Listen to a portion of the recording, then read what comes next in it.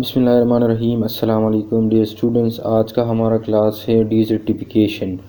डिज़र्टिफिकेशन कैसे कहते हैं? The process of formation of desert is known as desertification. इसमें क्या होता है, जब हम डिज़र्ट बनाते हैं मुख्तलिफ वजूहात की बिना पर, हमारे पास जो प्रोडक्टिव लैंड होता है, जो यूज़फुल लैंड होता है, उसको जब हम कन्वर्ट करते हैं सहरा में तो उसको डिज़र्टिफिकेशन कहते हैं, यानी the conversion of productive land into desert. जो प्रोडक्टिव लैंड होता है, जो कि जहाँ पर हम मुख्तलिफ वेजिटेशन को ग्रो करते हैं, मुख्तलिफ प्लांट्स को ग्रो करते हैं, जहाँ पर मुख्तलिफ बायोडाइवर्सिटी वो मौजूद होती हैं, तो ऐसी ज़मीन का वो डिज़र्ट में कन्वर्ट हो जाना डिज़र्टिफिकेशन कहलाता है। इसकी वजह से क्या होता है, excess and irregular use of the earth, ये भी एक काज है कि हम मुख्तलिफ जो ज़मीन होती है उसके हम एक्सेस यूज़ करते हैं बार बार, या तो हम एक ही फसल को उगाते हैं, तो इसकी वजह से न्यूट्रन जो वहाँ मौजूद होती हैं, यानी इनसफिशेंट न्यूट्रन उसकी वजह से वाक़या होती है। इसमें फिर क्या होता है, एरिया एक्सपीरियंस हाई टेम्परेचर, इसकी वजह से वहाँ की जो एरिया की जो टेम्परेचर होती है वो बढ़ जाती है।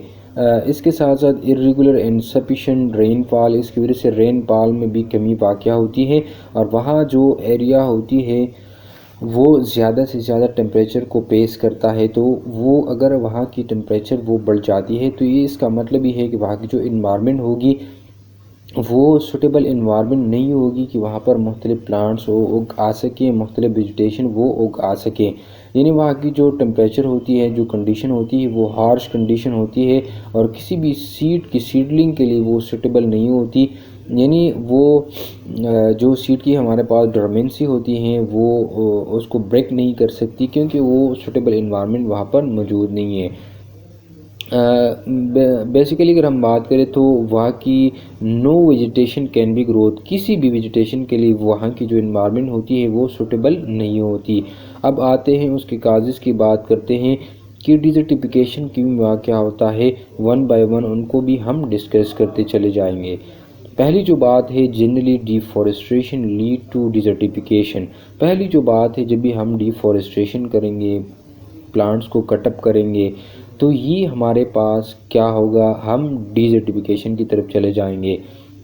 वहाँ की जो फॉरेस्टेड एरिया होती है, जो या जो एग्रीकल्चर लैंड होती है, उसको हम डिज़र्ट में कन्वर्ट करेंगे अगर हम डिफॉरेस्टेशन करेंगे।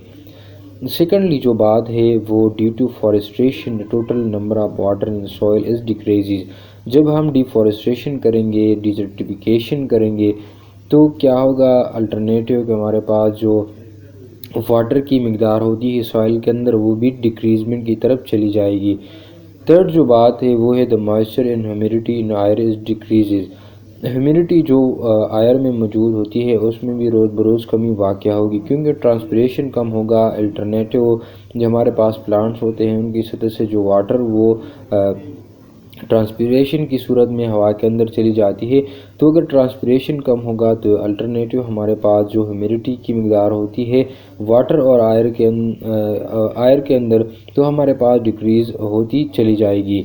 तो वन बाय वन जो हमने डिस्कस की सारे जो पॉइंट्स है, ये हमारे पास लीड करता है डिज़र्टिफिकेशन की तरफ। यानी जो पहली बात है, जो सबसे मोस्ट एंड इम्पॉर्टेंट बात है, वो हमारे पास वो डिफॉरेस्टेशन है। जब भी हम प्लांट्स को काटअप करेंगे तो इसका अल्टरनेटिव क्या होगा, हम बायोडाइवर्सिटी को लॉस करेंगे। इस बायोडाइवर्सिटी के लॉसमेंट की वजह से वहाँ की जो रेनफॉल होगी उसमें भी तब्दीली आएगी, उसके ड्यूरेशन में कमी वाक़या होगी, और वहाँ की जो टेम्परेचर होगी वो भी बढ़ जाएगी। तो अगर टेम्परेचर बढ़ जाती है तो वो वहाँ की जो इन्वायरमेंट होती है वो इस सूटेबल नहीं होती कि वहाँ की जो मुख्तलिफ अगर सीड्स वहाँ पर मौजूद हैं या मुख्तलिफ वेजिटेशन, उसके लिए सूटेबल इन्वायरमेंट नहीं होती है।